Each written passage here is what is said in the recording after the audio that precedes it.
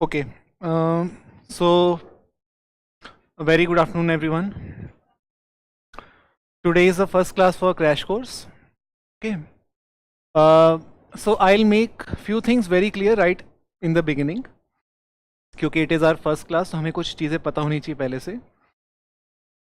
Some of you may not have very organized notes. Some of you may not have really recalled things all this while. Some of you may not be having that great conceptual clarity which you are running after. Okay. Or some of you may not have great content, whatever we may call it as great. Okay. Whatever may be the criteria. Irrespective of all those things, what we should remember, bare minimum, is that we should not be running after the best content. We should not be running after the best notes, best write-up. What we should be striving for is to write like a first attempt. ये मैं आपको पहले से ही बता दूं. We will always think of writing like a first attempt candidate. चाहे हमारे attempts कितने भी हो, does not matter. The examiner is going to check our copy for the first time. He does not know us. He doesn't know how many attempts we have had in the past. He does not know what was our score in the past. What matters to him is whether you have addressed the demand or not. That's it. And he is going to evaluate it in a matter of per question. He will not be giving more than 5 to 10 seconds. Trust me on that. Per question. And remember always, evaluator, the examiner is the most important person until we get selected. उससे अलावा और कोई भी इंसान इस दुनिया में important नहीं है, सिर्फ वही important है. ठीक है. And whenever we write, we should always think of that person. We should not think of Karl Marx or Max Weber. We should think of that person. Okay. And he is going to scan our copies vertically. ये भी मैं एक चीज बार बार बोलता हूँ कई बच्चों को. Vertical evaluation.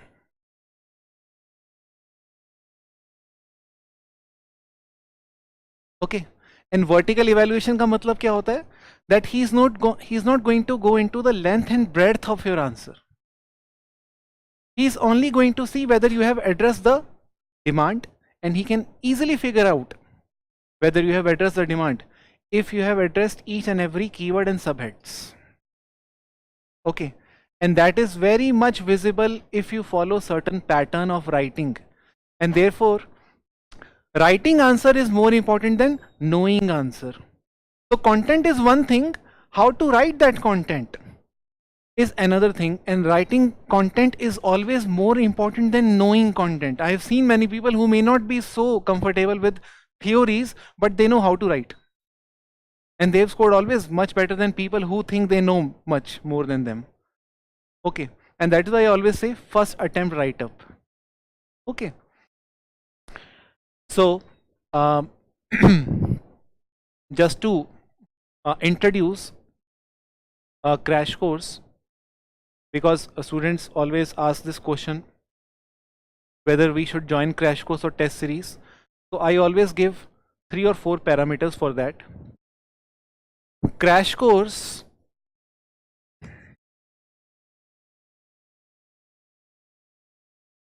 is mainly for students who think either their notes are unorganized, who think they are not comfortable with answer writing,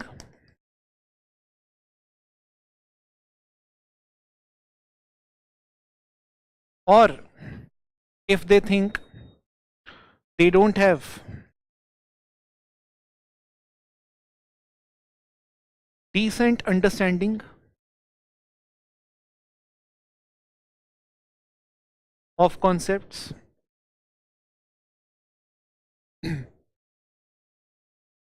or if they think they don't have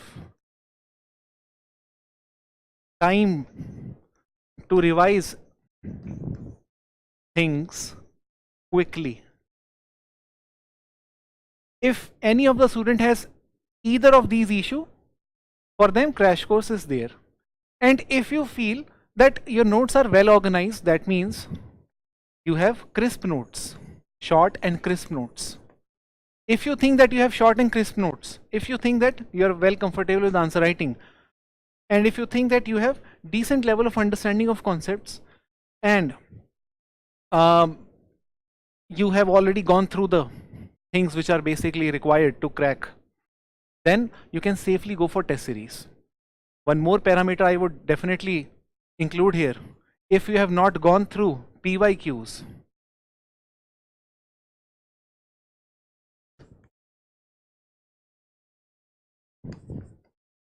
then also crash course.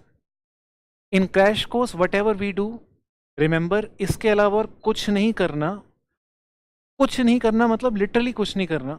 इसके अलावा जो भी आपका base note है, आप बस वो पढ़ोगे. Don't think of adding any source, any thinker, any scholar at this point of time. Whatever base notes you have, that will suffice. Over and above that, this is the only thing that we will be doing, nothing else. Fine? Okay. Now, let us start with our unit 1. Okay. How are we going to go about things? We have 3 classes. Today's class, tomorrow's, and day after tomorrow's class. After these 3 classes, we will have 1 day gap. And then we have your first test. Your first test consists of first 3 chapters. ठीक है, और आपको मालूम है third chapter has become very important. And many people are not comfortable with third chapter also, research methods. Last year 60 marks worth weightage was there, research method का. Okay. तो वो तीनों चैप्टर हम कर लेंगे. उसके बाद आपका एक दिन का गैप है और उसके बाद आपका टेस्ट है. टेस्ट के बाद we have again 1 day gap and then we have test discussion. Okay. Discussion will not be of great length. Last year I used to take 2 classes for each test in terms of discussion, but this year I'll take only 1 class for each of the test, ताकि आपका भी time save हो. इस बार time भी वैसे भी कम है. ठीक है. So first topic in our syllabus, as all of us know, is about social changes in Europe,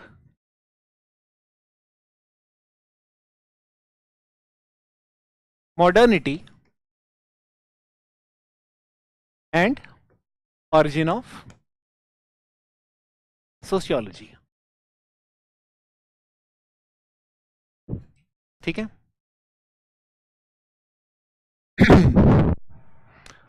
I'll simply tell you all these things, including PYQ, वो भी हम करेंगे आज.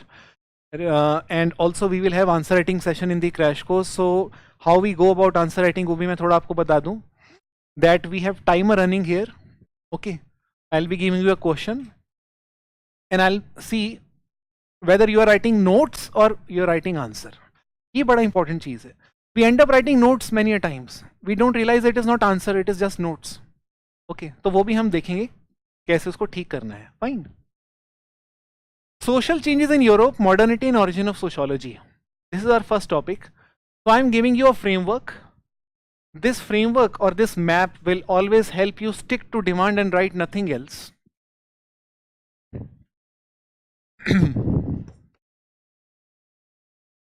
Dark ages.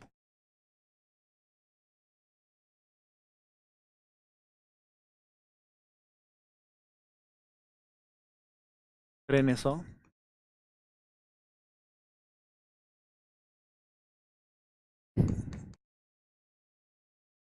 Scientific revolution. Enlightenment.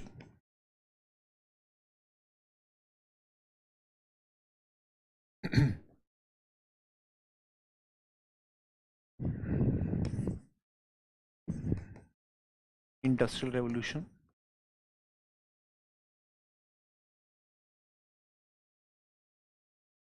French revolution.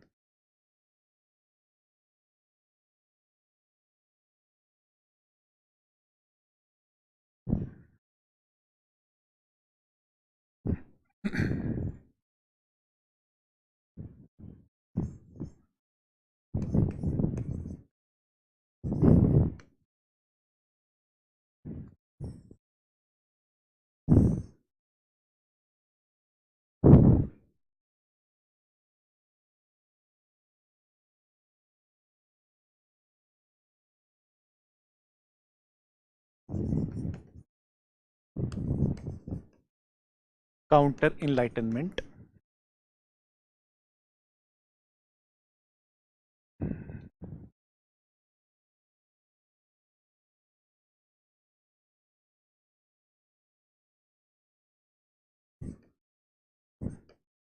Origin of sociology.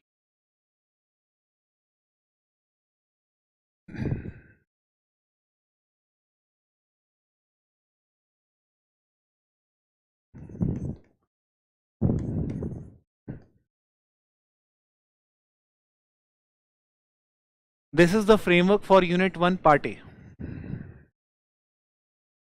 Okay. Now I'll explain you each and every event with keywords.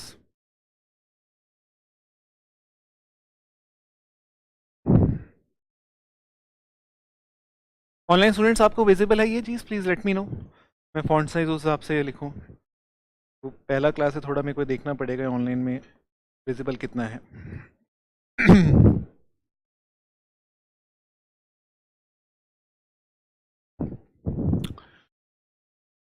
Fine. So dark as हम किसको बोलते हैं? It is basically the opposite of what we call as enlightenment, है ना? नाम से पता चल रहा है इनलाइटनमेंट है, यानी कभी लाइट नहीं रही होगी ना, उस हिसाब से अगर मैं बोलूं तो dark age. Okay. Enlightenment in the sense की रीजन, ऑब्जर्वेशन, लॉजिक का जमाना. डार्क एज मतलब no logic, no reason, no rationality, pure faith, faith in religion. Okay, so dark age is all about a religious world. Okay, a world governed by church,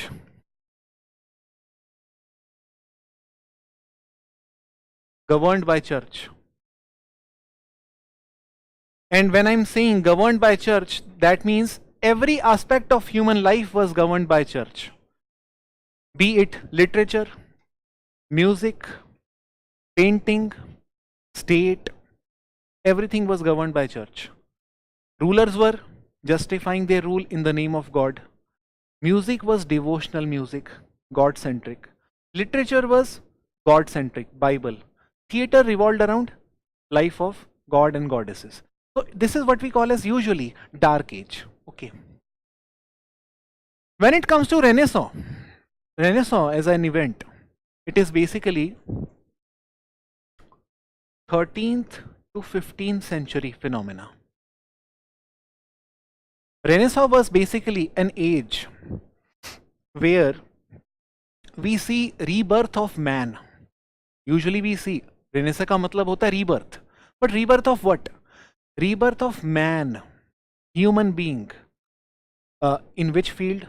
Rebirth of man or human being in the field of literature, music, painting, drama, state, governance. So instead of God-centric world, we are going to get initiated into man-centric or human-centric world. Okay. So Renaissance उस चीज की शुरुआत करता है. Fine.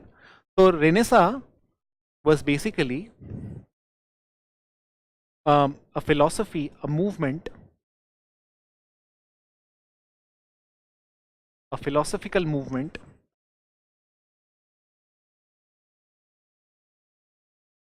which involved humanism in every aspect of life.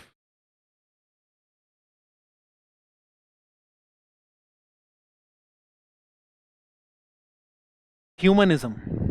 Okay. Humanism का मतलब क्या है? Human centric lifestyle. और एवरी एस्पेक्ट का मतलब क्या हुआ?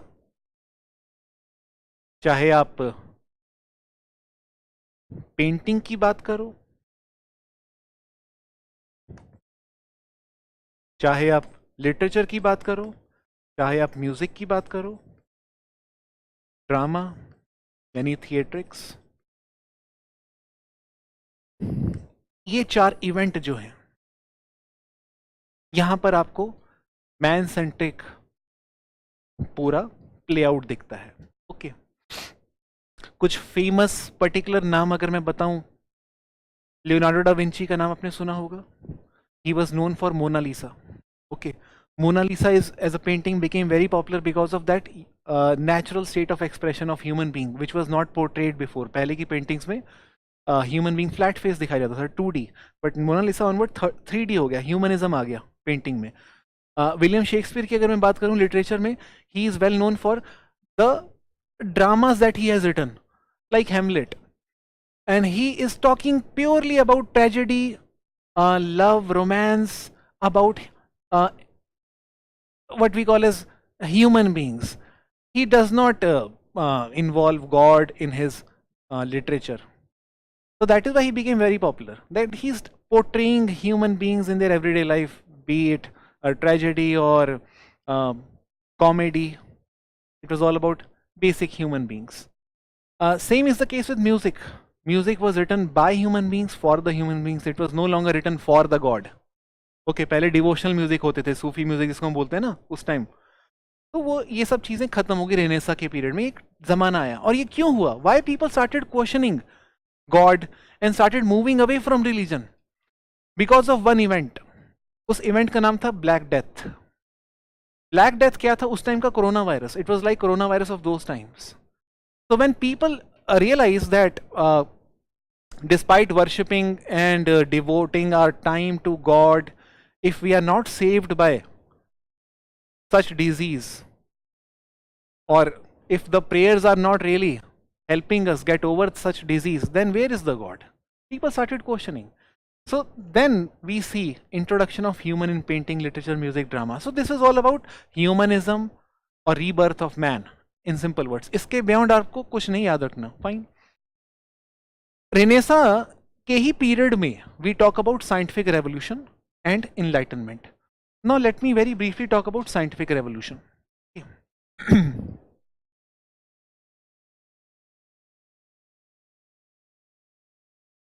Scientific revolution was basically a time period when we see many people questioning church's explanation of the way universe functions. A church used to explain how universe functions. Church used to say earth is flat. Church used to say orbits are circular.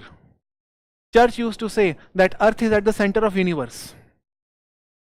And this is the time when people questioned church on these explanations. And this is the time when we see advent of logic, inquiry, rationality, experiments. Okay, so scientific revolution is a time period characterized by advent of logic, rationality, experiments to explain functioning of universe.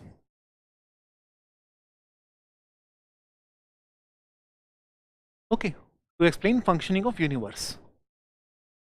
कुछ famous नाम अगर आपको याद हो. Okay, Copernicus, fine, और Kepler, Galileo Galilei. ठीक है, इतने काफी हैं. तो ये तीनों का हमको याद है बेसिक सब कुछ. इन तीनों ने लॉजिक, रैशनैलिटी, एक्सपेरिमेंट्स के बेसिस पर चर्च को क्वेश्चन किया.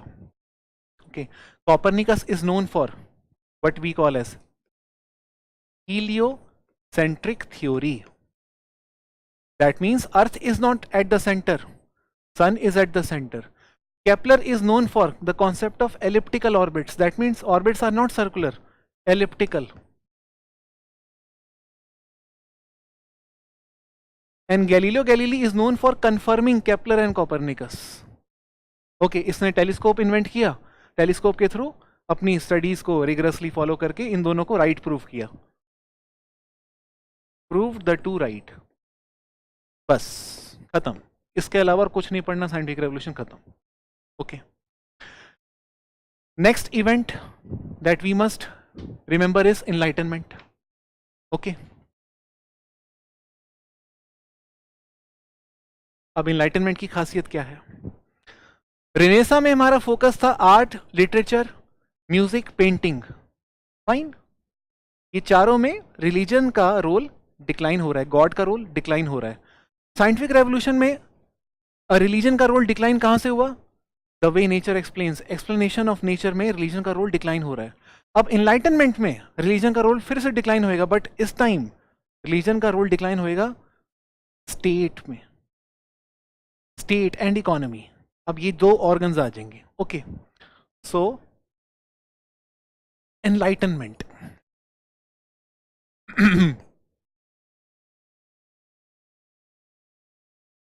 enlightenment was intellectual movement,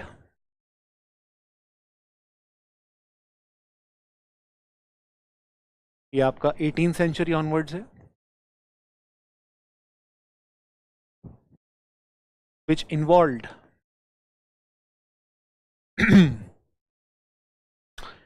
advent of logic, same keywords, rationality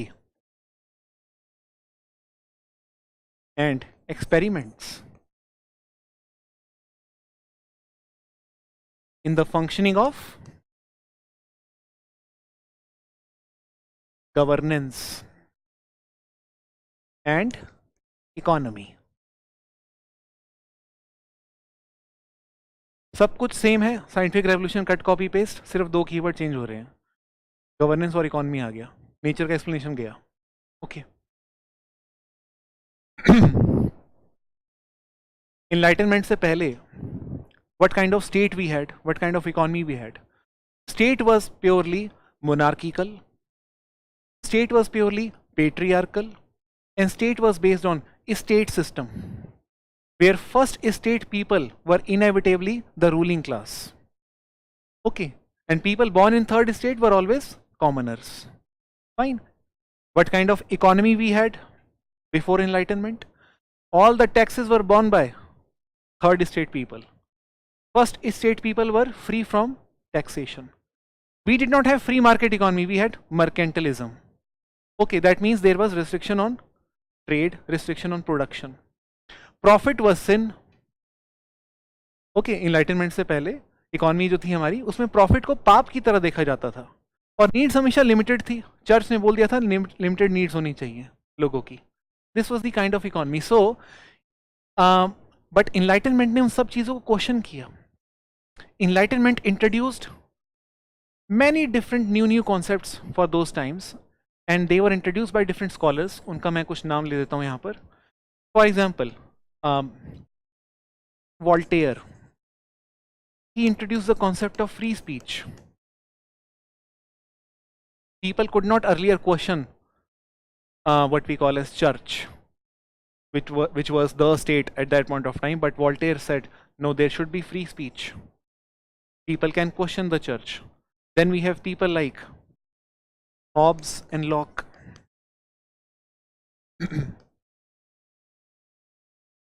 Locke specifically talks about natural rights of individuals.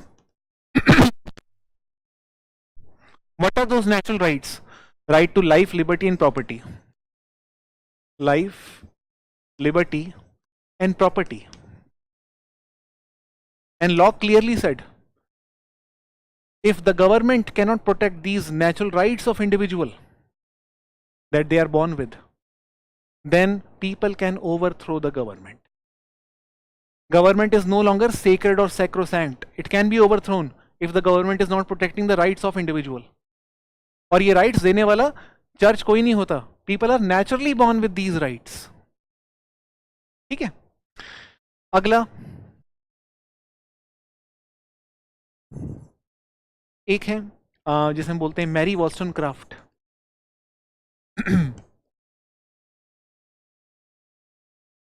Mary वॉलस्टोनक्राफ्ट जो है, she is popular for talking about gender equality. Okay, तो इन्होंने gender equality को promote किया multiple fronts में। Property के front में, that women should also be eligible to get property rights. Education के फ्रंट पे, women should be eligible to get education. And third, political front पे, women should have right to vote and right to be voted as well. ये तीन fronts पे Mary वॉलस्टोनक्राफ्ट ने काम किया. Okay, she can be safely regarded as architect of feminism in those times. माना भी जाता है, ट्रेस भी वहीं से ओरिजिन किया जाता है फेमिनिज्म का. एक और का नाम ले लेते हैं, Rousseau. He is known for a concept that we call as general will. Earlier, the will was that of first estate. Whatever church would say would be followed by commoners. But Rousseau said no. Will of majority should be taking place. Only then any decision should be coming into existence. Okay. And Rousseau was also very much a supporter of each individual having one common vote. Okay. Earlier, estates that we had, each estate had one vote. Church had one vote, the warrior estate had another vote, and the common people had another vote. And because of collusion of first and second estate, third estate people were never heard. इसलिए 2 versus 1 हमेशा होता था. Rousseau ने बोला no. One individual, one vote.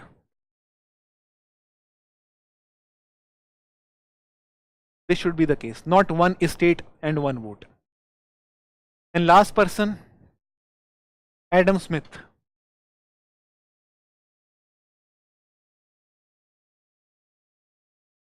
Adam Smith is known for 3 major contributions. First is free market economy. What does it mean? State shall not intervene in the market. Earlier, church was intervening. Church was saying profit is sin. There should be limited needs, limited production. Adam Smith said, ऐसे मत करो. Free market economy मतलब market should be free to operate. Let us produce things at whatever quantity we may produce.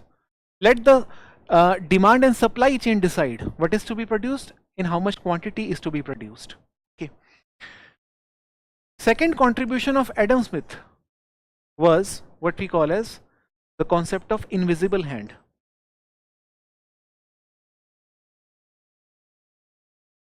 Invisible hand. He said every corporate works for selfish interest, which is to make money. Okay. However, his selfish interest of making money is actually indirectly helping many people to get jobs and many other people to get handsome income and therefore income to spend the same and to have a great what we call as lifestyle.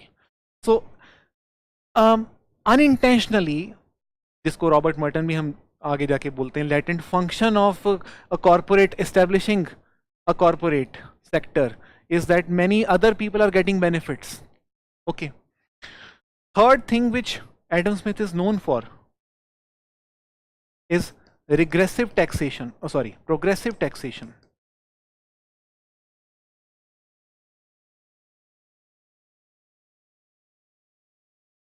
Progressive taxation, that means the more you earn, the more tax you need to pay.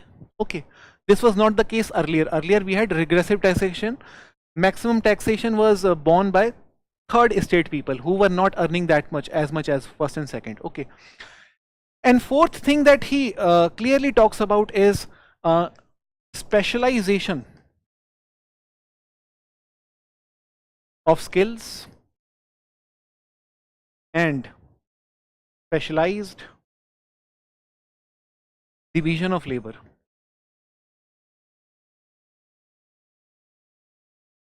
Basically, he was supporter of Industrial Revolution. Okay. And these ideas for those times were very radical, supporting industrial revolution, factory system, mass production, will of majority, each individual having one right, women also getting equal rights, and each individual having natural rights which shall be protected by the state. In case it is not protected, then state shall be overthrown. All these things were very radical for those times. और इसी चीज को हम बोलते हैं advent of logic, rationality and experiments in the functioning of governance and economy. Fine. ये आपका enlightenment भी यहाँ पे खत्म हो जाता है. अब आते हैं हमारा नेक्स्ट टॉपिक पे, industrial revolution. Fine.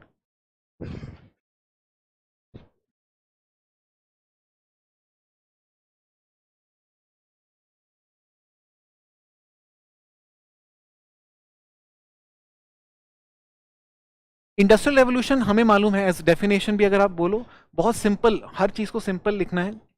Don't think of any scholar जब भी किसी चीज को डिफाइन करना है. सिंपल, जब तक ये सिंपल वाले वर्ड्स आते हैं, until we reach those specific और स्पेशलाइज कॉन्सेप्ट्स जो कि given by unique scholars only. Industrial revolution को कैसे डिफाइन करेंगे? टाइम पीरियड और an era which involved mass production, factory system,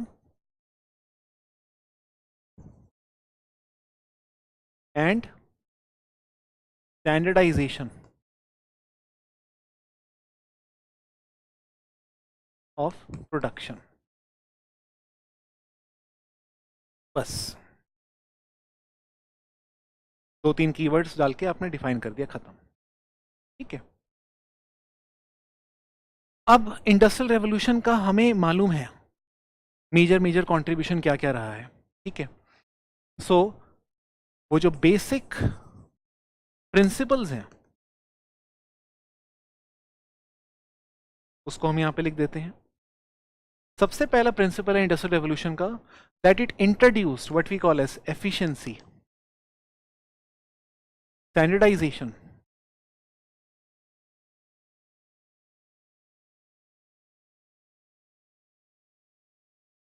control over outcome,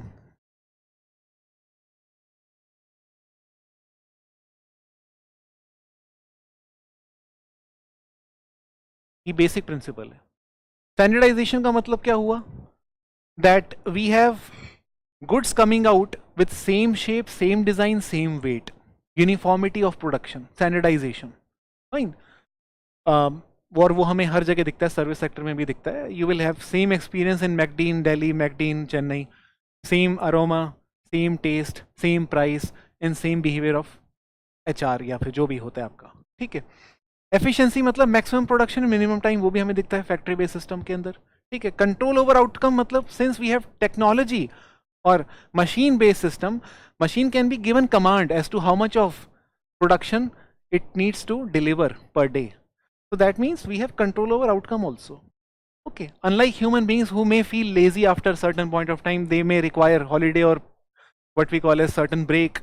Machines do not require break. You can easily have control over the outcome. Okay. Second principle of industrial revolution is इसको principles की जगह let me write it as features. Sexual division of labour.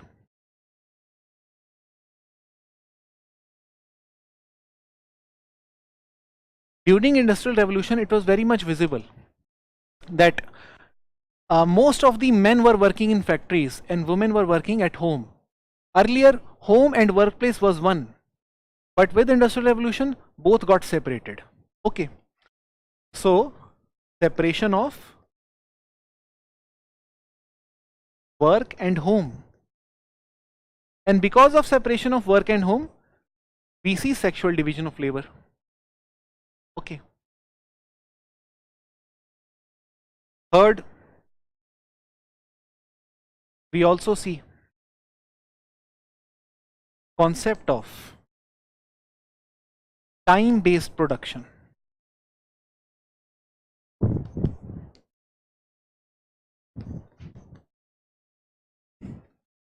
Okay, the idea of clock gained huge significance during industrial revolution. For how much of time workers are working, what is their efficiency, how we can improve the efficiency, everything was clocked. This was not the case before. So these are the basic features of industrial revolution that we must remember. Now let us come to the next aspect, which is French Revolution.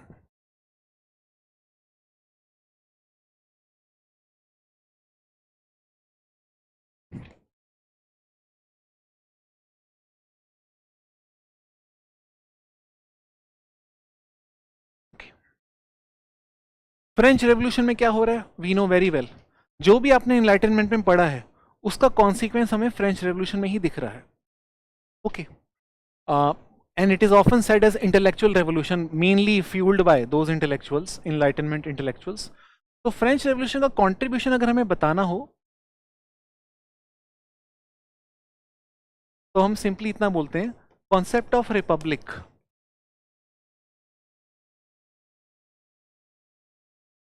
सबसे बड़ा contribution तो ये है. Concept of equal rights,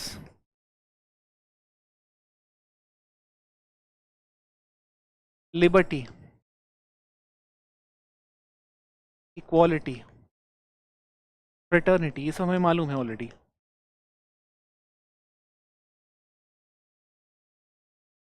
These are the major basic contributions. Okay. And voting rights extended.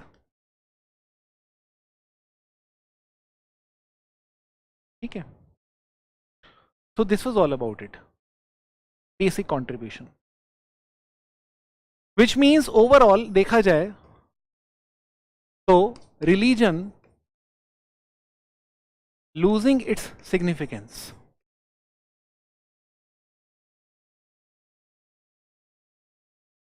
In governance.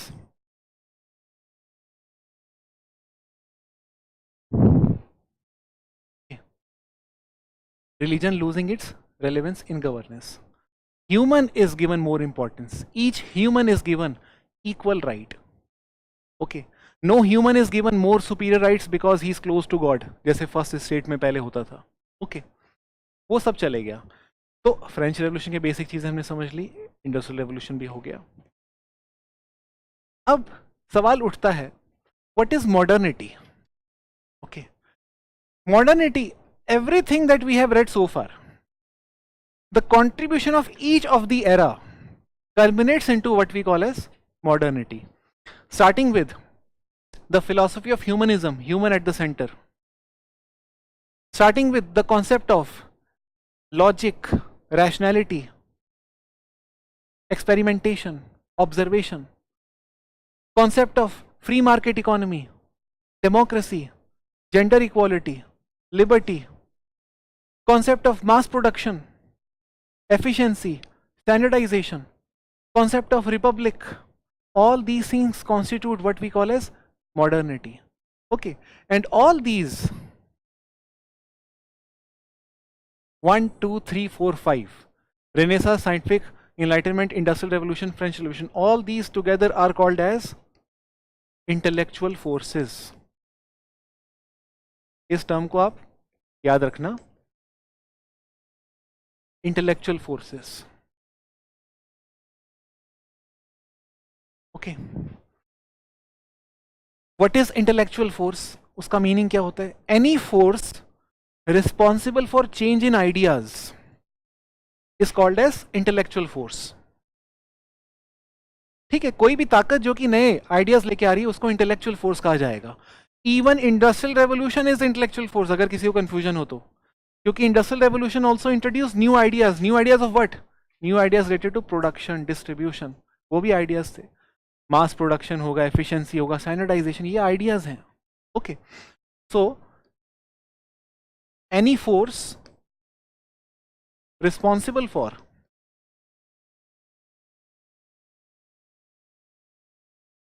introduction of new ideas.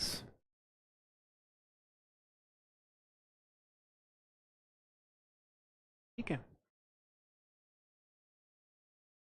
यहां तक कोई doubt किसी को?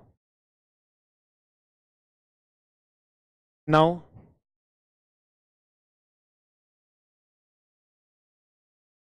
इंटेलेक्चुअल फोर्सेस हमने समझ लिए, renaissance, scientific revolution, enlightenment, French revolution, industrial revolution. Modernity मैंने आपको बोला था, उन सब का आउटकम जो भी होगा उसी को together we call it modernity. Renaissance gave us humanism. Okay. Scientific revolution gave us science, empiricism, logic. Enlightenment and French Revolution together gave us democracy, feminism, free market economy, nation state, individualism. Okay. Industrial Revolution gave us mass production, urbanization, bureaucracy. This is also one feature of Industrial Revolution I forgot to mention. Let me go back to this. Here in Industrial Revolution you can mention bureaucracy. What was the purpose of bureaucracy? How come bureaucracy developed during Industrial Revolution? Bureaucracy का जो task था, that was to ensure that yes, standardization is taking place, yes, efficiency is taking place, things are produced in minimum time. So this was managerial class which was required. Okay, so bureaucracy need not be governmental वाला ही, ये private sector में भी आ गया था उस time पे, fine. हाँ, chain of command एक जरूरी होता है हर ऑर्गेनाइजेशन की सक्सेसफुल फंक्शनिंग के लिए, उसके ब्यूरोक्रेसी वहां पे आ गया, फाइन. तो हमने यही समझा कि मॉडर्निटी का अल्टीमेट कैरेक्टरिस्टिक ट्रेट्स यही सब है, इसके अलावा और कुछ भी नहीं. ओके, सो अगर हमें मॉडर्निटी डिफाइन करना हो तो we will simply say modernity is a value system characterized by these 5-6 keywords, nothing more, nothing less. Okay, don't say modernity is departure from past, ये डेफिनेशन नहीं होता. ठीक है, आपको बड़ा कॉन्क्रीट बताना पड़ेगा कि what it is characterized by. Okay, fine. Now the question is, what is counter enlightenment?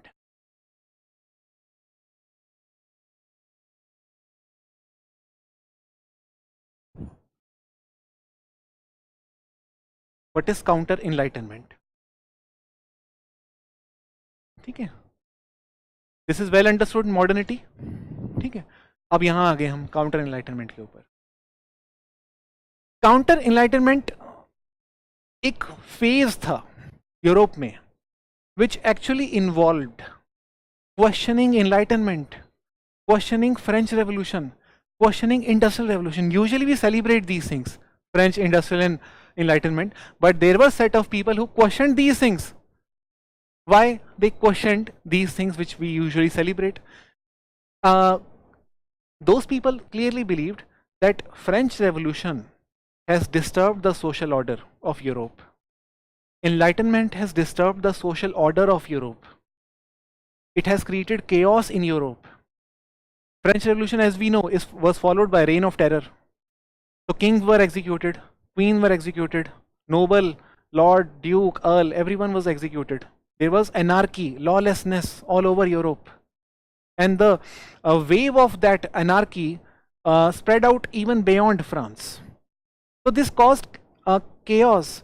People started losing faith on church. People did not have any faith system which could bind them together. अब पहले क्या होता था, सब लोग church में विश्वास रखते हैं, सब लोग जुड़े थे एक साथ. फ्रेंच रेवोल्यूशन ने विश्वास ही तोड़ दिया. Okay, so nothing is binding people together. People are atomized, individualized, and causing havoc, recklessness, lawlessness. Okay, and ये चीज सबसे ज्यादा डिस्टर्ब किसको करी? Who do you think must have gotten disturbed the most due to French Revolution? Church. Church सबसे ज्यादा disturb हुआ और इसीलिए चर्च के ही लोगों को काउंटर एनलाइटनमेंट में डाला जाता है सबसे पहले, और इसीलिए उन लोगों को कंजर्वेटिव कहा जाता है. Conservative are those people who do not like change, they always want to maintain status को.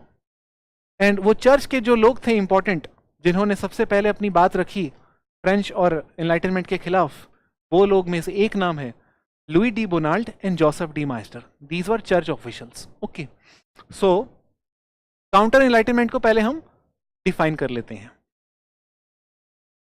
अ period which involved questioning the contributions of Enlightenment, French Revolution, and Industrial Revolution.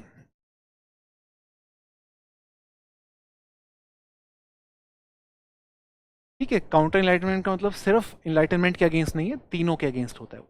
ठीक है, the basic premise behind questioning these three big events was that all these three have disturbed the social order.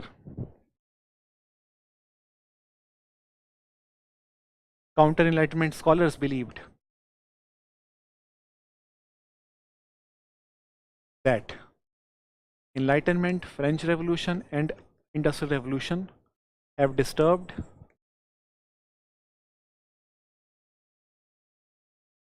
social order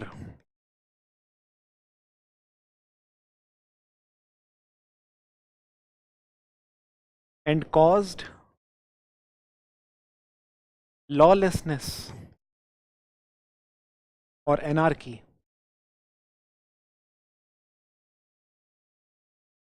okay, आखिर वो social order कौन सा था जिसको break करने की बात फ्रेंच और इनलाइटनमेंट ने कर दी? वो सोशल ऑर्डर था monarchical social order, patriarchal social order, state based social order and a social order governed bye church and religion. तो जब बात की जाती है कि भाई सोशल ऑर्डर टूट गया, यानी कि रिलीजन पे विश्वास टूट गया, मोनार्की तोड़ दी, पेट्रियार्की तोड़ दी, मैरी वॉलस्टोनक्राफ्ट ने सब कुछ तोड़ दिया, समाज ही पूरा टूट गया है, यही इन चीजों का दुख था इन लोगों को। ठीक है, तो इनमें सोशल ऑर्डर को अगर हमें डिफाइन करना हो तो it was basically consisting of state system, patriarchy,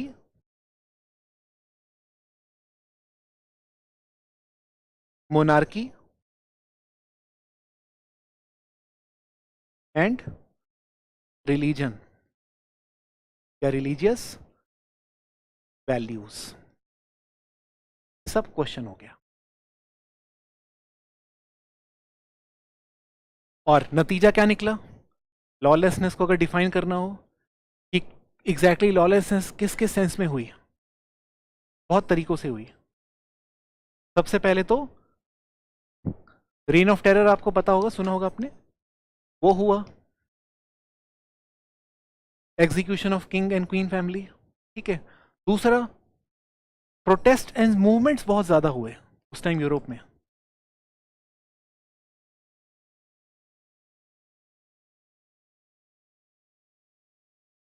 third, जो कि काफी इंपॉर्टेंट भी बोला जाता है, डिवोर्स रेट्स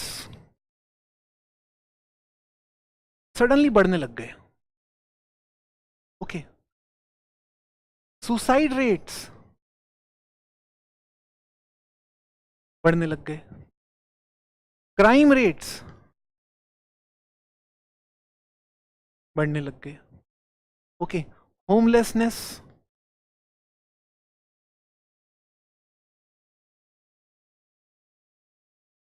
ये सब चीजें हुई।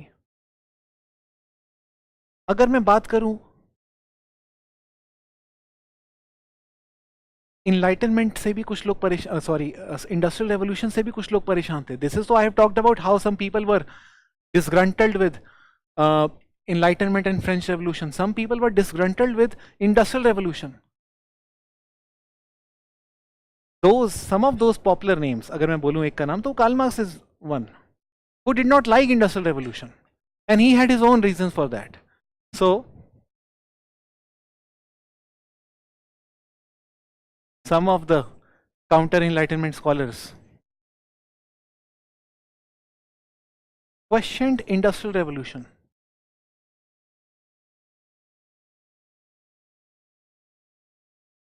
Okay, why? क्योंकि इंडस्ट्रियल रेवोल्यूशन ने कुछ तो ऐसा किया होगा जो कुछ लोगों को पसंद नहीं आ रहा। Earlier what used to happen was man was the owner of his product and he knew each and every part as to how to produce it. Okay, with industrial revolution man was working only on one component of the whole. Okay, जैसे घड़ी है, घड़ी पूरी वो आदमी नहीं बना रहा, पहले वो क्राफ्ट्समैन होता था। he knew the idea of how to make the watch. But now he's making only knob of the watch, dial of the watch, or strap of the watch. Okay. That means he has become alienated from his potential, productive potential. ये चीज Karl Marx को पसंद नहीं आ रही. Secondly, एक तो वो एक ही पार्ट पे काम कर रहा है, ऊपर से उसी पार्ट के ऊपर रोज काम कर रहा है, एक मोशन के तौर पे चली जा रहा है, monotonously, repetitively. Okay, so first is man's potential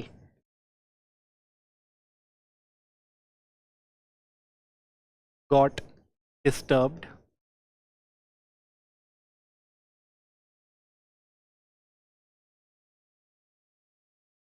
Alienation.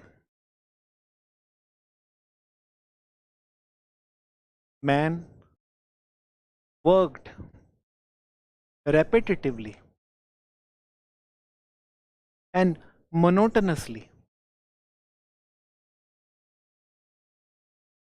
on same task like a machine. Okay. Yes, उसी के रेफरेंस में. थर्ड चीज जो हमें समझने की जरूरत है, ओवर क्राउडिंग होने लग गई सिटीज में. Many people started migrating to urban pockets. It led to overcrowding. Cities were not prepared to absorb this much of crowd, which resulted into slum formation.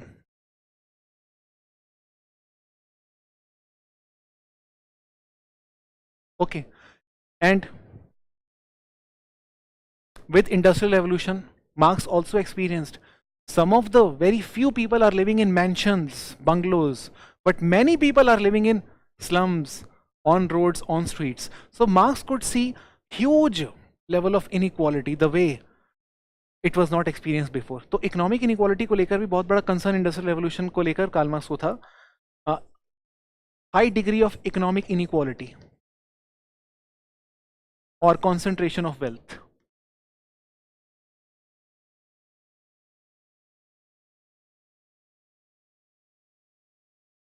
End of course poverty. ठीक है, ये basic concern थे. ये reason है कि industrial revolution क्यों पसंद नहीं आ रहा किसी को. Okay, fine. Now if I talk about those people who had issues with French Revolution and Enlightenment, those people, if I talk about their names, were Louis de Bonald and Joseph de Maistre.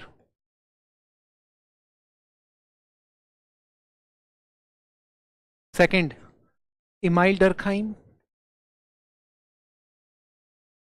And third, which is very important person, is Auguste Comte.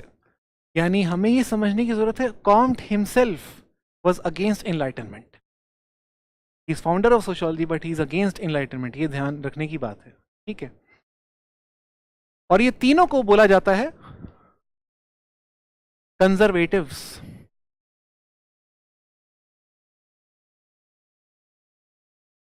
All the three, because none of them liked the change coming in. Okay, they liked few aspects of change. For example, Durkheim. Durkheim said, I have no issue with individual rights. I have issue with disruption of social order. That is why Durkheim is called as politically liberal but socially conservative. समझ गए आप ये चीज. और D Bonald D मॉइस्टर को तो extreme conservative कहा जाता है, क्योंकि वो बोलते हैं सोशल ऑर्डर ब्रेक हुआ, ठीक है, दुख है इस चीज का, लेकिन सोल्यूशन वापस जाने में, यानी वापस से स्टेट सिस्टम लाओ, वापस से पेट्रियार्की लाओ. अब इतना पीछे कैसे जाएंगे? That is why they are called as extreme conservative. But हमें ये सब लेवल्स याद रखने की जरूरत नहीं है. ओके, बस इतना याद रखो, conservatives did not like the change. Karl Marx on the other hand falls in the category of what we call as radical.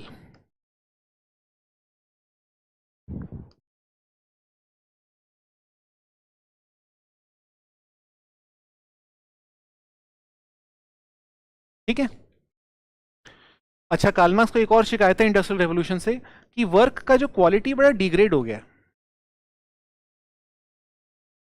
Degradation of work. Okay, पहले people use to find pleasure in working, work is the site where man would express his creativity.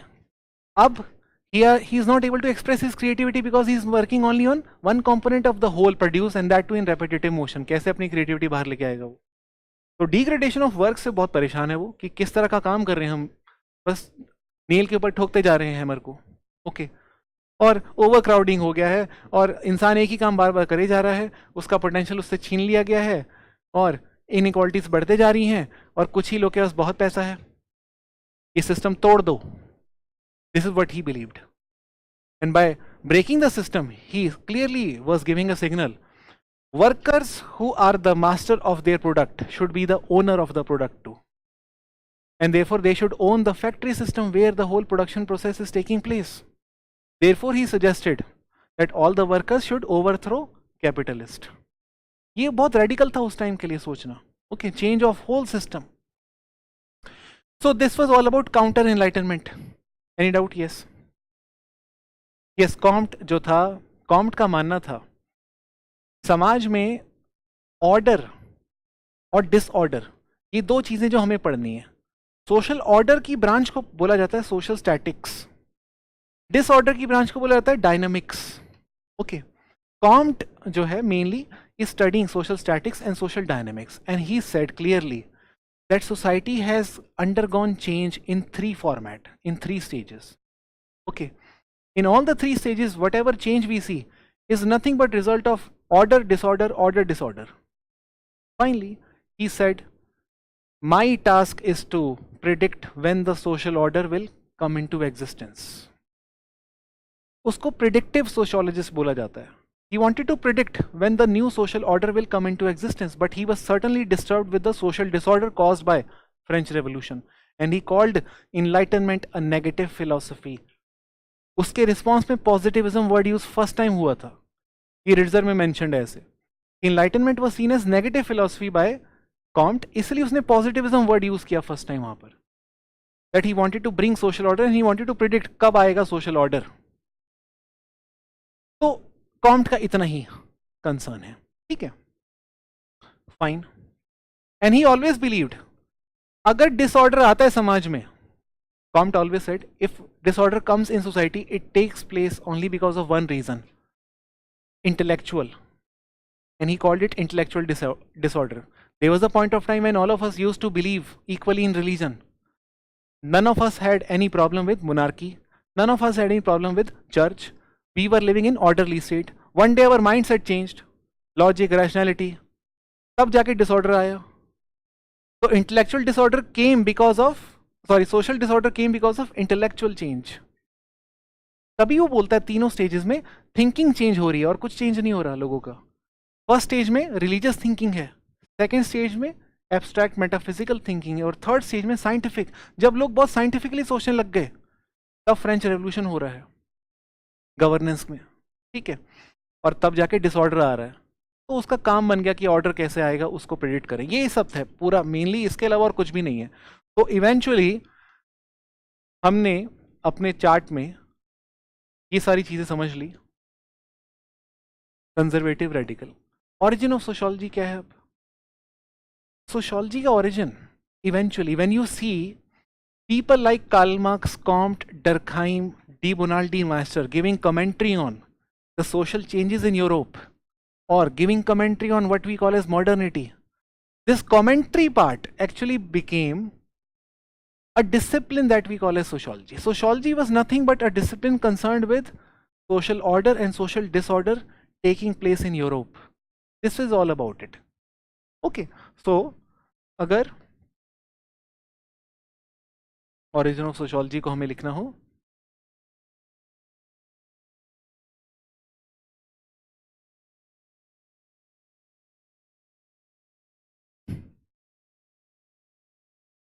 sociology as a discipline developed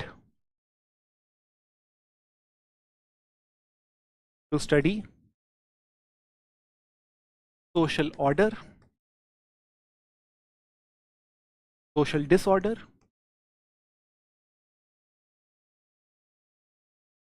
or modernity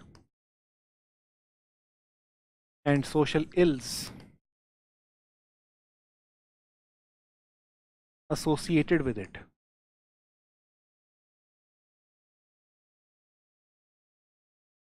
So sociology was nothing but product of clash between enlightenment and counter enlightenment. Okay.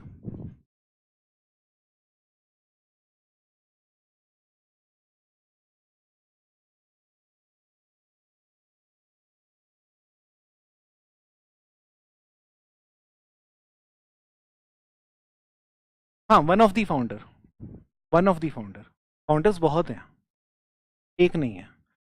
Word का founder हो सकता है वो, discipline का नहीं। हाँ, professionally, academically, yes. Fine, ठीक है, यहाँ पे कोई डाउट किसी का कुछ भी? अब यहीं पे मैं आपको एक क्वेश्चन दे रहा हूँ सिर्फ देखने के लिए कि इस एरिया से जो क्वेश्चन आया है, जो बेसिक है, रेपिटेटिव है, उसको आप कैसे डील करते हो। फाइन, अब ध्यान हमें क्या रखना है बिफोर आई मूव फॉरवर्ड?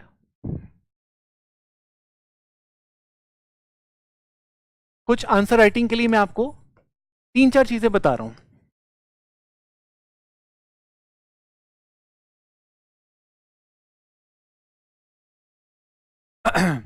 अच्छा,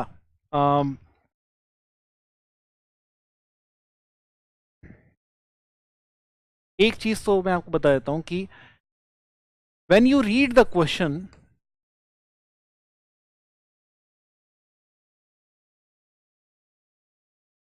always identify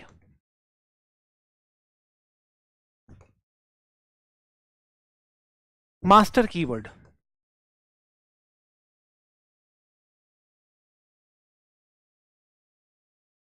and secondary keywords.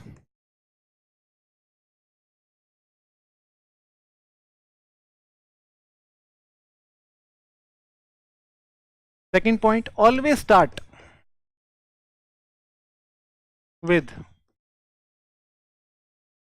definition of master keyword.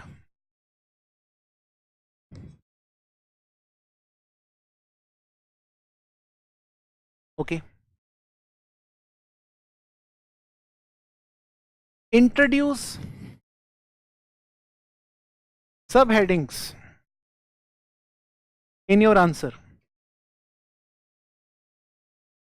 सब हेडिंग्स शुड बी देयर। ऐसा कोई क्वेश्चन हो नहीं सकता जिसमें सब हेडिंग ना बन पाए। Okay, introduce sub headings in your answer according to demand.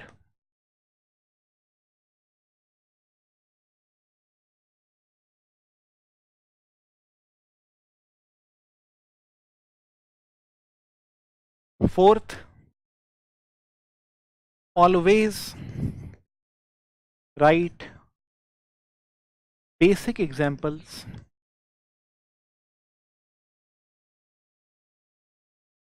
to justify your content.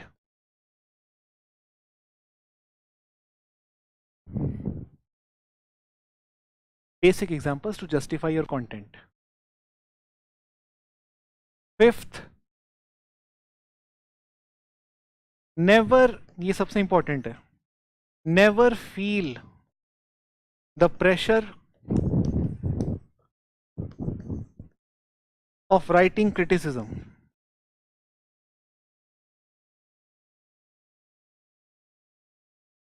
Unnecessarily.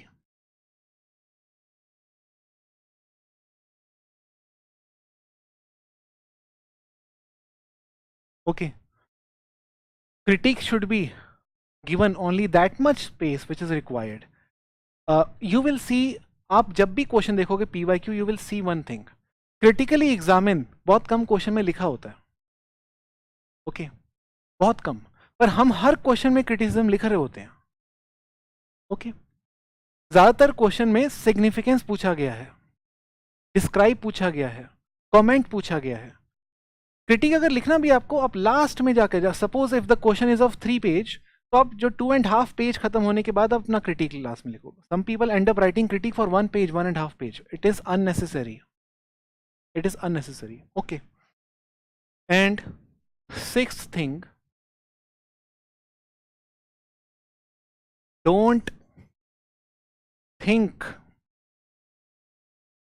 of filling the pages up.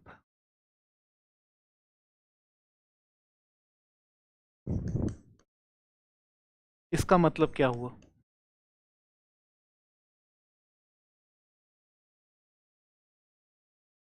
Work on leaving space between the points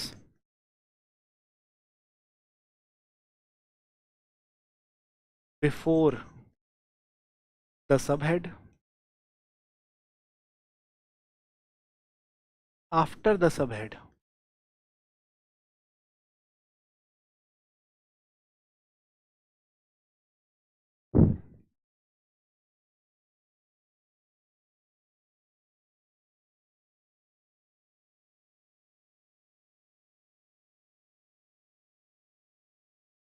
Try to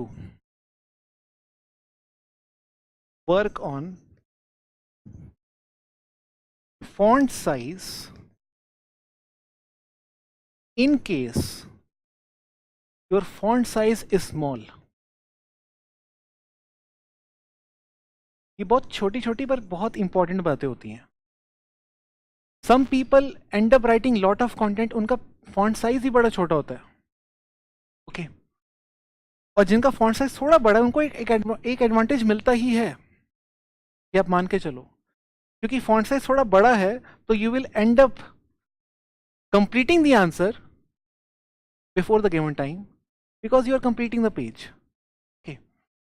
and क्योंकि font size छोटा है, you may start writing many unnecessary things just to complete the page, leaving a very bad impression on examiner that you're writing irrelevant things also. Okay, so in case you have font size का issue, work on it. Okay, इसके अलावा I would not say किसी चीज़ पे जोर देना है. Don't take pressure of writing scholars. ये मैं आपको बता दूं, मैंने आपको शुरू में ही बोला first attempt. Okay, fine. अभी भी देखो मैंने किसी का नाम नहीं लिया. ओरिजिन ऑफ सोशियोलॉजी को लिखते टाइम मैं बोल सकता था एरविन जिंकलिंग, जिगमंड बॉमन, एंथनी गिडन्स, कुछ भी बोल सकता था. कुछ नहीं बोला मैंने. सिंपल लिखा एकदम. इसी सिंप्लिसिटी का रिवॉर्ड मिलेगा, इसी सिंप्लिसिटी का. ठीक है, चलो let me give you first question.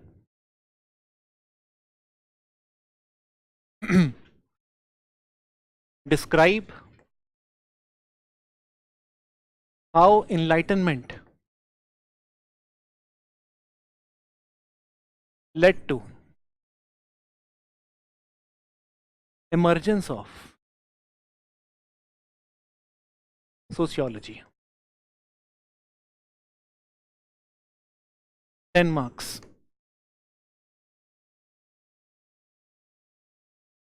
For 10 marks, remember we should not spend more than 8 minutes. Okay, 8 minute का आप सोच के write down the question.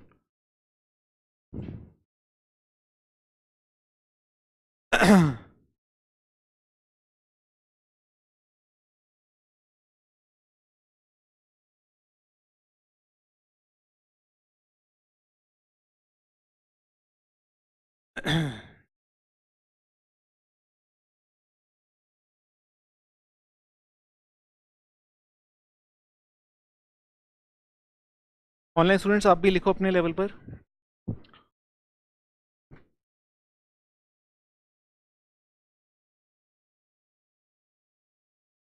Sir एक बार मेरा नाम ले लो क्लास में प्लीज. यार ये सब नहीं यार, देखो ये सब मत करो यार. देखो आप पहली क्लास में ये सब नहीं, बाद में करेंगे ये सब. ठीक है,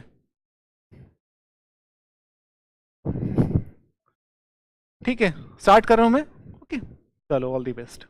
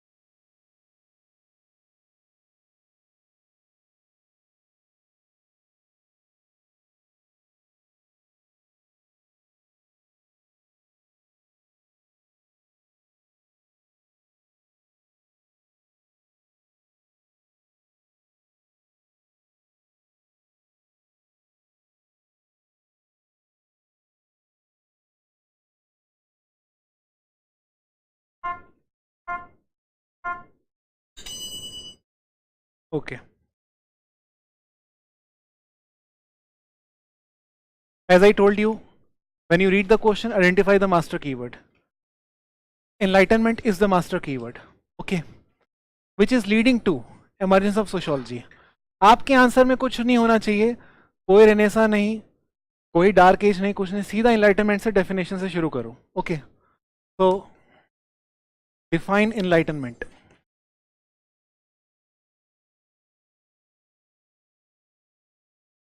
Okay, after giving definition, what you should do definitely is new social order, यानी कि जो उसका कंट्रीब्यूशन था इनलाइटनमेंट का वो आप एक्सप्लेन कर दो. 1 2 3 4 5 मैक्सिमम 3-4 जो भी पॉइंट्स हैं उसके. ठीक है, because this was as you know followed by French revolution. Fine. And we know whatever contributions we had of enlightenment, whether republic, general will, or idea of free market, industrial mass production, वो सब जितना भी है, वो सब जो भी आया, उन सब की वजह से there was social disorder.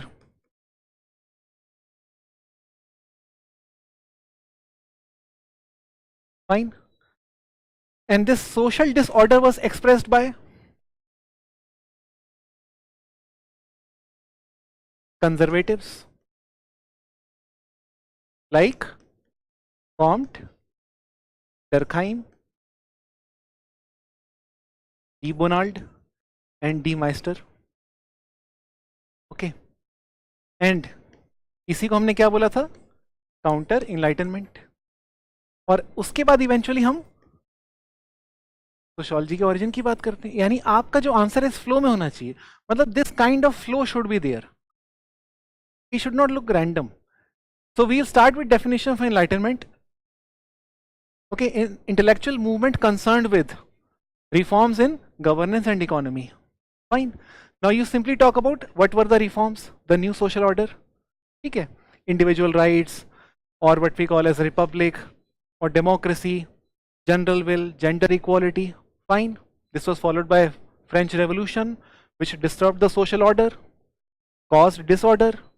And now you explain what was the disorder.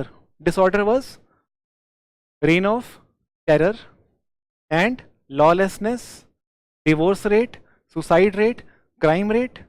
In response to this social disorder, conservative emerged.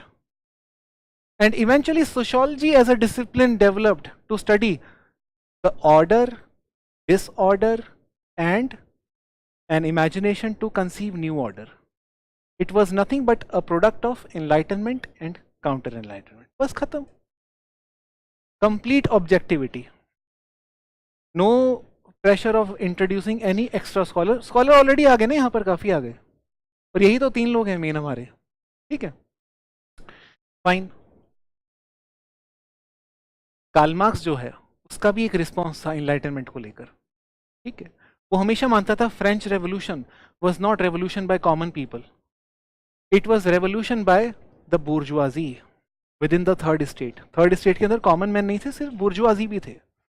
इसलिए he used to call it bourgeois revolution, where landlords are replaced by industrialists. ये उसका मानना था. तो वो कहता है अभी भी कॉमन मैन का रेवोल्यूशन आना बाकी है. और कॉमन मैन कौन है उसकी लैंग्वेज में? Workers. That is why he conceived of workers revolution. ठीक है, पर जो भी ये फ्लो है, यस लिखने की जरूरत नहीं है ऑनेस्टली. आपको मैं बताऊं, आप सीधा एनलाइटनमेंट के ऊपर ही लिखो और फ्रेंच रेवोल्यूशन एट मैक्स. जरूरत नहीं इंडस्ट्रियल रेवोल्यूशन की यहाँ पर.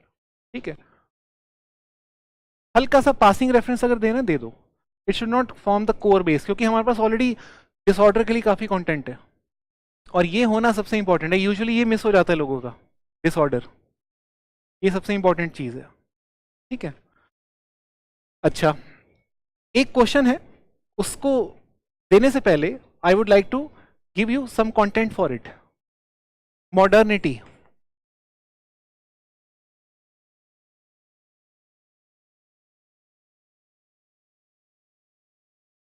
Is it only European in nature?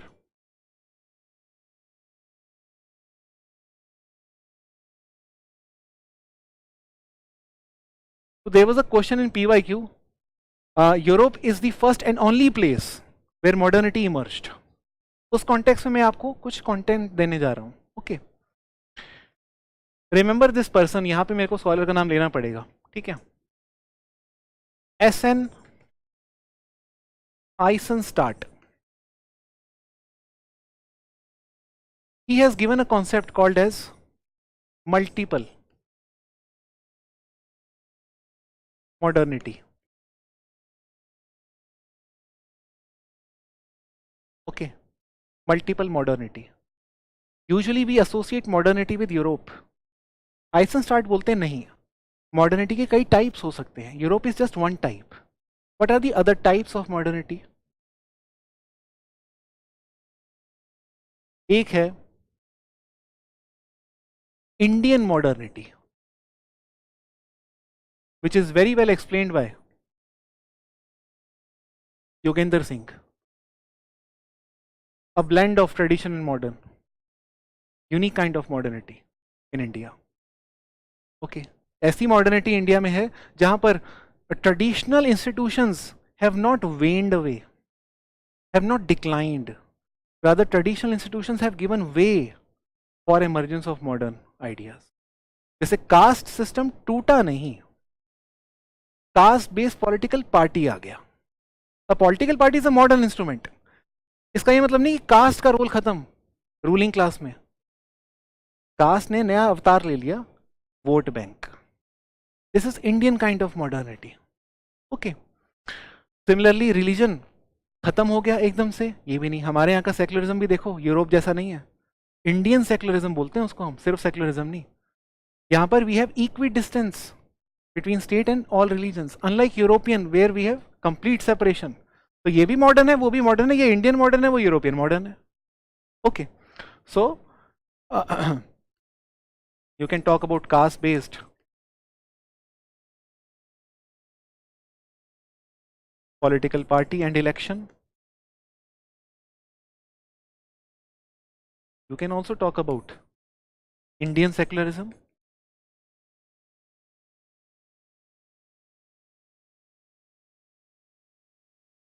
Okay, you can also talk about what we call as Indian socialism.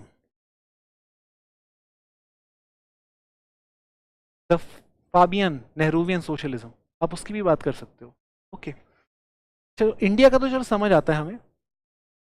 और कौन कौन से वर्जन है मॉडर्निटी के? Russian and Chinese, they have their own versions of modernity. Okay. Modernity need not imply capitalism, ये ध्यान रखना है. यूरोप में मॉडर्निटी का मतलब था फ्री मार्केट इकोनॉमी. जब बात करते हैं हम रशिया और चाइना की, यहाँ पर सोशलिज्म की बात की जाती है, कम्युनिस्ट स्टेट की बात की जाती है. And market is not really free completely. Okay, so in Russia and China we see socialist and communist philosophy. This is their version of modernity. We also see in China specifically uni-party system. Usually modernity का मतलब होता है free competition between political parties. This does not mean China modern नहीं है, वो China का अपना idea है of being modern. Europe is no one to define anyone as modern or traditional. Everyone is having their own ideas of modernity. Okay, so uni-party system.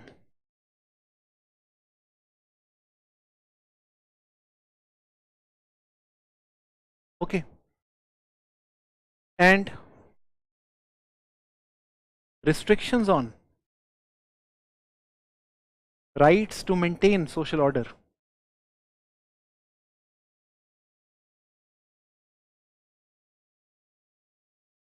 This is their idea of modernity. Okay, we may call them uncivilized or traditional, but it is their idea of modernity. तो जो भी societies हैं different, उनके जो जो पहलू हैं आप वो बता दो सीधा. वैसे ही आप देखोगे साउथ ईस्ट एशिया में वहाँ पे there is concept of what we call as satellite capitalism. That means most of the economy in South East Asia is not based on industrial system, it is based on service sector. Import export का एक satellite बना हुआ है वो. Okay, सो वहाँ की economy is mainly running on satellite capitalism.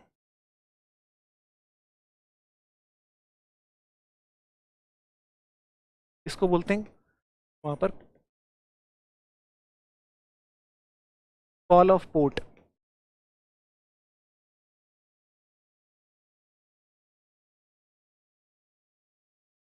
hub for import and export. This is how they are making money. It is smokeless way of making money. Without having any industry, they are making money just by establishing a hub for import export global. This is their way of being modern. They need not employ industry or mass production necessarily. Okay, so these are different versions of modernity you can talk about. Fine. और ये पूरा example और ये knowledge कहाँ से, GS से ही आप उठा रहे हो. ठीक है, आपने बस एक कॉन्सेप्ट उठा लिया है सोशियोलॉजिकल मल्टीपल मॉडर्निटी, बाकी आप जीएस यूज करो यहाँ पर. ठीक है, फाइन. चलो, यस यस, किसमें? हाँ बिल्कुल करते हैं, लेकिन यस उसको अमेरिकन, उसको मॉडर्निटी में इंक्लूड मत करो. मल्टीपल मॉडर्निटी में करते हैं लेकिन इन स्कॉलर्स ने नहीं किया है, इसलिए मैं टच नहीं कर रहा उस चीज़ को. लेकिन एक चीज़ ज़रूर है, अमेरिकन सोशियोलॉजी का ओरिजिन थोड़ा अलग है, उसका भी मैं बताऊंगा अभी. पहले मैं सोच रहा हूँ कि कंपैरिजन आपको बता दूँ जो नेक्स्ट पार्ट है. ठीक है, या फिर अमेरिकन बता ही दूँ, पहले बता दूँ? चलो, origin of American sociology, because this question was asked. So far we have understood not just origin of sociology, but in the name of origin of sociology we have understood origin of European sociology. अब हम American sociology समझ लेते हैं बहुत briefly. इसका कोई connection American revolution से नहीं है, जैसे यूरोप का कनेक्शन था फ्रेंच रेवोल्यूशन के साथ, इसका कोई कनेक्शन नहीं अमेरिकन रेवोल्यूशन के साथ. अमेरिकन सोशियोलॉजी थी, इसका जो ओरिजिन है that is in what we call as Chicago school.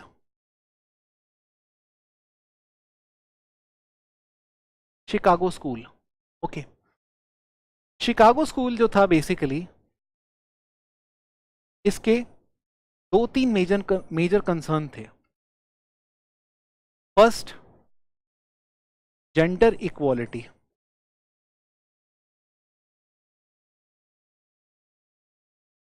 Eight work place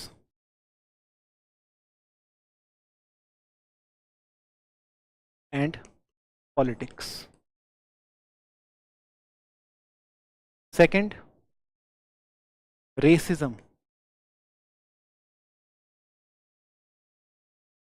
Okay. Third concern was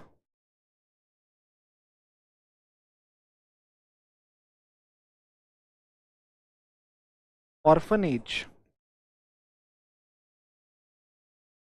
for children and elderly. Fourth, hunger and malnutrition.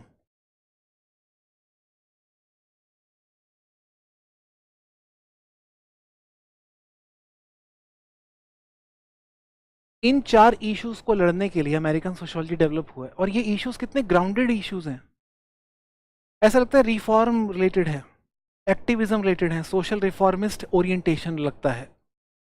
उधर वहां देखो यूरोप में कार्ल मार्क्स को, मैक्स वेबर को, बड़ी बड़ी बातें कर रहे हैं. History of all society hitherto is nothing but history of class struggle. ठीक है, थ्योराइजेशन कर रहे हैं, जनरलाइजेशन दे रहे हैं बड़ी बड़ी, लॉ ऑफ डायलेक्टिक्स बता रहे हैं, समाज कैसे इकोनॉमिकली कॉन्ट्राडिक्शंस की वजह से मूव ऑन करते रहता है. Durkheim is talking about weakening solidarity, form of solidarity is changing. ये बड़ी बड़ी बातें हैं. ये लोग कह रहे हैं भाई खाना नहीं है, ठीक है, भूख लग रही है, और जो मिल रहा है उसमें प्रोटीन नहीं है, न्यूट्रिशन की इशू है, और लोगों के पास घर नहीं है रहने को, मुद्दे की बात. ठीक है, और वाइट और ब्लैक के बीच में इनइक्वालिटी चल रही है, डिस्क्रिमिनेशन हो रहा है हर जगह, और जेंडर इक्वालिटी का इशू है. इन इश्यूज को उठाने वाले कौन लोग हैं? जेन एडम्स,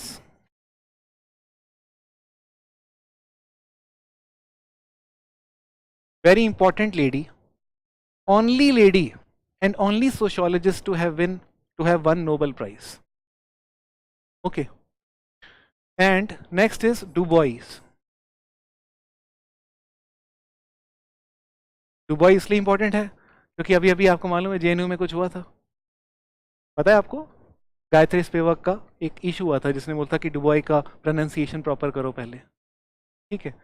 तो डुबॉय जो है ना, he is Afro American sociologist. He is writing mainly for blacks, and he used to say blacks are living with dual consciousness. They are African, they are American too. Okay, and they're American and they're black too. तो dual consciousness के वो साथ रहते हैं. As American they feel they are free man living in land of opportunity, but as African or as black they don't feel the same. वो फंस जाते हैं. Okay. Jane Addams, she established what we call as Hull House.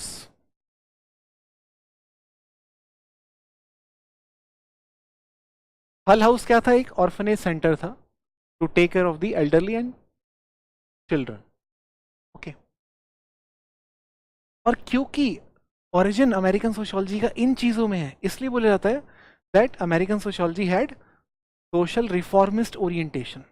Okay.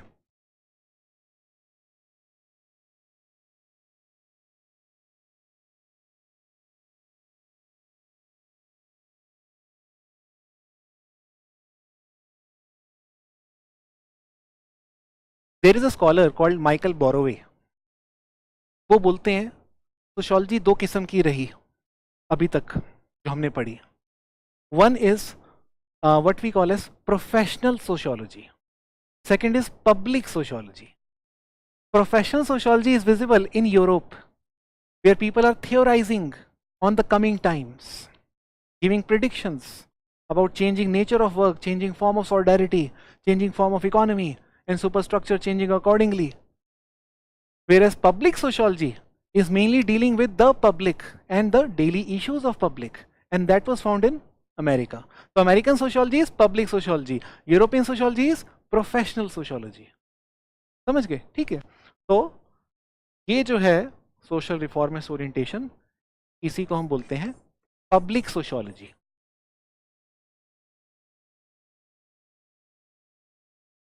Coined bye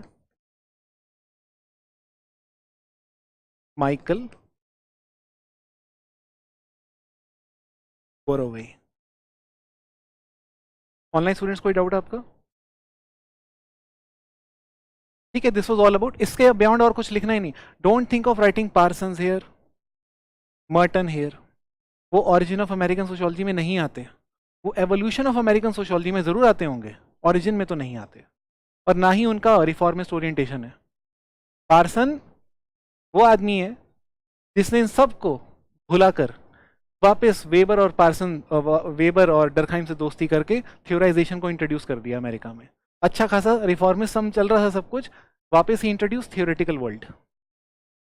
वहां America meets Europe person के आती, और Merton ने उसको वापस से थोड़ा, जिसे कहते हैं, एक मिडल रेंज में लाने की कोशिश करी. ना ही रिफॉर्मिस्ट ओरिएंटेशन, ना ही सुपर थियोरेटिकल ओरिएंटेशन, बट एक मिडल रेंज. वो मैं आपको आगे जाके बताऊंगा what exactly is middle range. Okay, but you don't have to write Merton और Parsons here, you have to write these people. ठीक है. अब आते हैं comparison. Here what I will do is,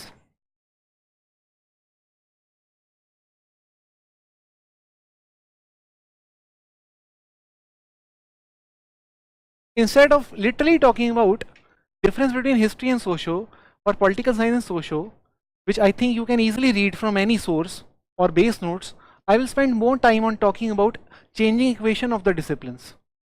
Okay, इस तरह के जो सवाल होते हैं कि सोशो और पॉलिटिकल साइंस का इक्वेशन बदला कैसे, जिसमें लोग थोड़ा कंफर्टेबल फील नहीं करते, वो मैं ज़्यादा उठाऊंगा, और या फिर उठाऊंगा मैं मल्टी डिसिप्लिनैरिटी क्या होता है. Okay, so assuming that you can easily cover socio versus history,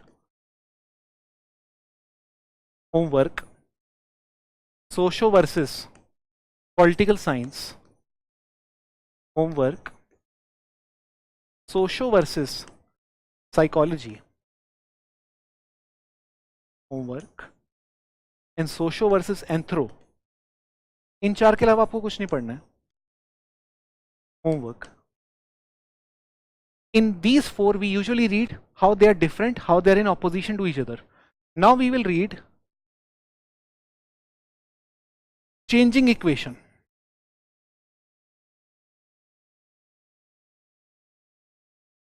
of sociology with other disciplines.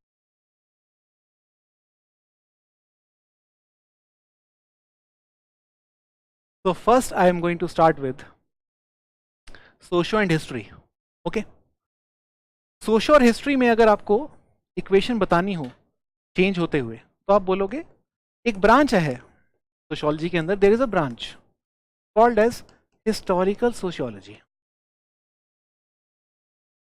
which actually explains the changing equation between social and history. Now what does this branch deal with?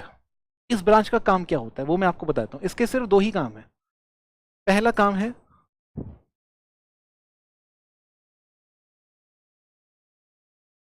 origin and evolution of social institutions.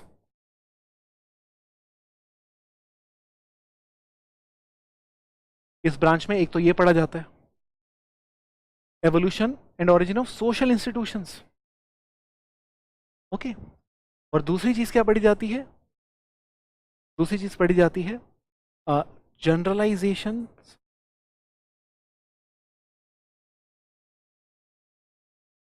based on historical events.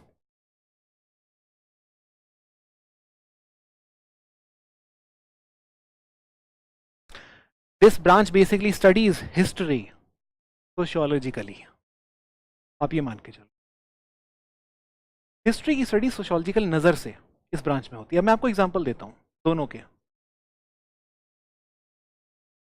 जब बात आती है origin evolution of social institution, family is social institution, state is social institution. So there are some people who have actually written on origin of family, state, private property. Engels, नाम सुना आपने? ठीक है, तो एंगल्स है एक आदमी जिसका किताब का नाम है origin of family, private property and state. तो आज हम एंगल को क्या बोलेंगे? Historical sociologist. एंगल खुद अपने आप को नहीं बोलेगा हिस्टोरिकल सोशियोलॉजिस्ट, हम बोलेंगे उसको. ठीक है, फॉर हिज कंट्रीब्यूशन. और वो साफ बोलता है family as we see today, what we call as monogamous और nuclear family, was never the family in the primitive times. In the primitive times we had horde. Okay, horde यानी कि सब लोग झुंड में रहते थे, community type, and there used to be exchange of or sharing of wives. This is what he used to say. In fact, प्लेटो ने भी यही कहा था, communism of wives होता था पहले के जमाने में. Okay, over a period of time what happened? When wealth started getting accumulated by emperors and they wanted to pass on this wealth to someone they could trust, this is the point of time when instead of sharing their wives, they thought of having one wife which they could trust the most, and from this wife they would try to reproduce the next offspring to whom this wealth could be passed on safely. And this is the time when from having multiple wives, men started having one wife, and the idea was only and only to pass on the wealth accumulated over a period of time. यहां से monogamous family का concept शुरू हो गया, जिसको आज हम बोलते हैं द फैमिली. समझ गए? तो ये फैमिली का ओरिजिन उसने डिस्कस किया, एवोल्यूशन भी डिस्कस किया. पहले होर्ड्स था, अब द न्यूक्लियर फैमिली हो गया. समझ गए आप? ठीक है, तो होर्ड टू न्यूक्लियर फैमिली। आपने अपने आंसर में बस ऐसे ही लिखना है, आंसर में आपको एक्सप्लेन नहीं करना, जो मैंने बोला आपको आंसर में नहीं लिखना, आंसर में बस यही लिखना है, होड to nuclear family. You will see after a point of time, I'll show you some topper copies also. Toppers write answers in note format, but they don't write notes. इसका ध्यान रखना है। Okay, note like फॉर्मेट में answer हो but notes ना हो answer ही। हाँ बिल्कुल करते हैं, सब टॉपर्स करते हैं, ठीक है। अच्छा, अगला एक बिल्कुल आ जाएगा इसके अंदर ही, ठीक है। एक स्कॉलर है बैरिंगटन मूर, ये सिर्फ एग्जांपल के तौर पे आपको बता रहा हूं मैं। उन्होंने किसका डिस्कस किया, origin of dictatorship and democracy. अब ये दोनों क्या है, these two are also social institutions, political, but political is also social institution only, okay fine. तो एक ब्रांच तो हमने समझ ली कि ओरिजिन और एवोल्यूशन ऑफ सोशल इंस्टीट्यूशन को डिस्क्राइब करती है हिस्टोरिकल सोशियोलॉजी में। दूसरी ब्रांच है generalisations based on historical events. Historical events बहुत सारे हैं, रैंडम बहुत सारे हैं, हम जनरलाइजेशंस बनाते हैं कुछ हिस्टोरिकल इवेंट्स में से। For example, with coming of Gandhi, there were many multiple social movements taking place in India. We had Champaran movement, Quit India movement, non-cooperation, civil disobedience movement, but in all those things, one thing was common, that all of them were movement. And the question is, what is movement? There is some 4 or 5 features which characterize movement. Every movement has one leader. Every movement has ideology mobilizing the people around the leader.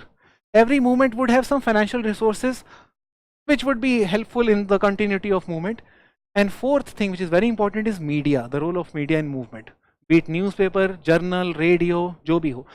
तो ये journalisation, आप history के chapter में कभी भी history किताब में movement के ऊपर चैप्टर नहीं पढ़ोगे, आप पढ़ोगे chapter on civil disobedience movement, but movement क्या होता है उस पर चैप्टर नहीं होगा, वो सोशियोलॉजी से आता है। तो ये generalisation on movement sociologist develop करते हैं after going through multiple historical events. Okay, so despite having different movements, we had one common similarity between all of them, that was some features of movement. Okay, so generalization of movement,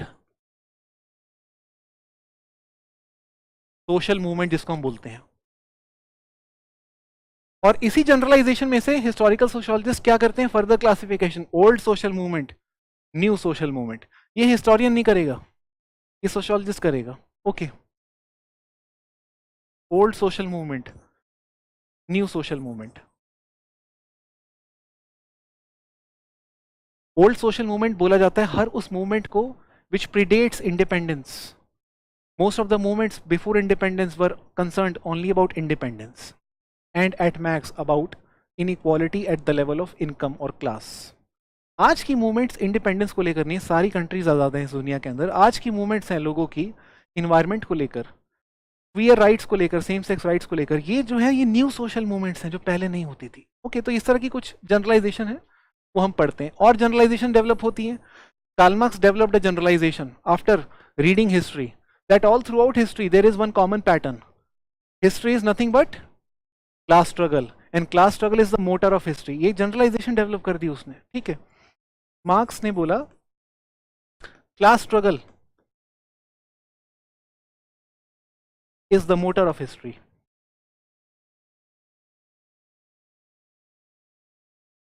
fine, so इतना काफी है। आपने यहां बता दिया कि equation बदल चुका है, आज हिस्ट्री और सोशो दुश्मन नहीं है, ना ही कोई बिछड़े हुए लोग हैं, ये मिल चुके हैं, और मिलन का नाम है हिस्टोरिकल सोशियोलॉजी।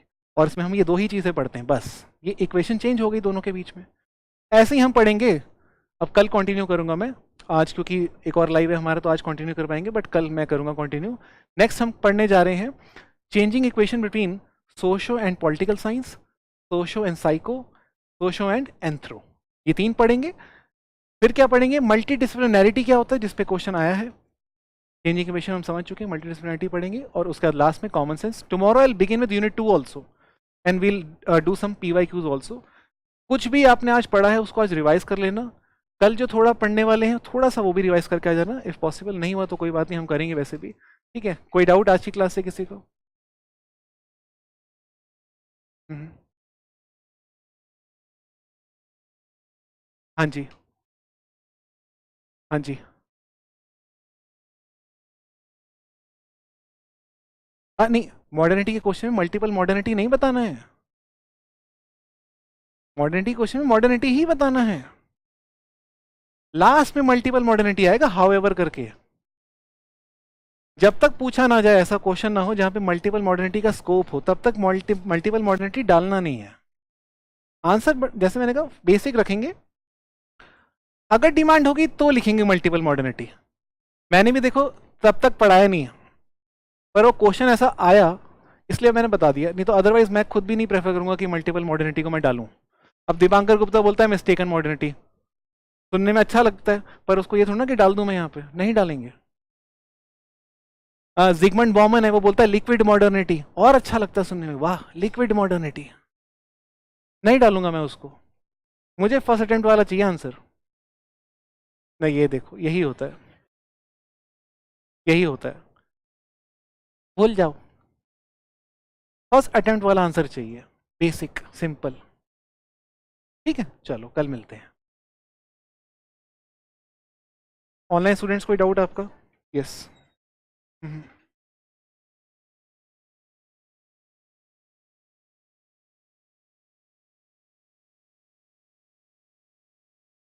बेस नोट कोई एक होगा, उसके ऊपर बस ये कर लो।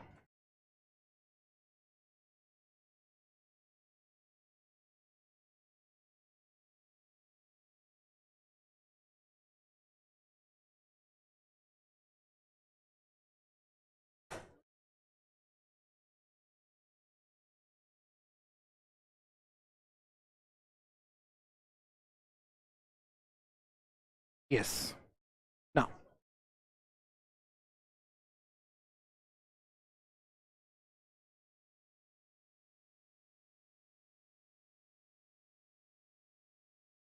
और मॉडर्निटी लेटू, वहां पे मॉडर्निटी पहले डिफाइन करोगे, ठीक है, बता दोगे कि मॉडर्निटी का ओरिजिन इन सब इंटेलेक्चुअल फोर्सेज में था, बट वो इंटेलेक्चुअल फोर्सेज एक्सप्लेन नहीं करनी है। बता दोगे पासिंग रेफरेंस में मॉडर्निटी का ओरिजिन इन सब फोर्स में है, मॉडर्निटी ये है। अब इसके आने से, मॉडर्निटी आने से कुछ डिसऑर्डर क्रिएट हुआ, उसके बाद काउंटर एनलाइटमेंट आ गया, फिर आ गया बर्थ ऑफ सोशियोलॉजी। ठीक है।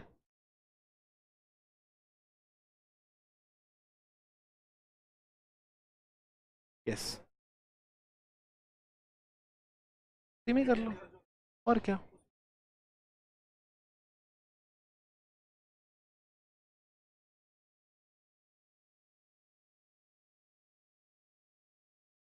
और क्या।